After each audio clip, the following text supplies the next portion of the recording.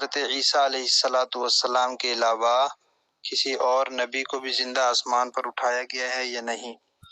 تو جواب یہ ہے کہ حضرت ادریس علیہ السلام کے بارے میں آتا ہے کہ ان کو زندہ آسمان پر اٹھایا گیا ہے، لیکن حضرت عیسیٰ علیہ السلام کو زندہ آسمان پر اٹھایا جانا یہ تو قطعی ہے، متواتر ہے، پوری امت کا اس پر اجماع ہے، جبکہ حضرت ادریس علیہ السلام کا زندہ آسمان پر اٹھایا جانا اس میں اختلاف ہے۔ بعض علماء نے اس کو قبول کیا ہے اور بہت سے علماء نے اس کو قبول نہیں کیا۔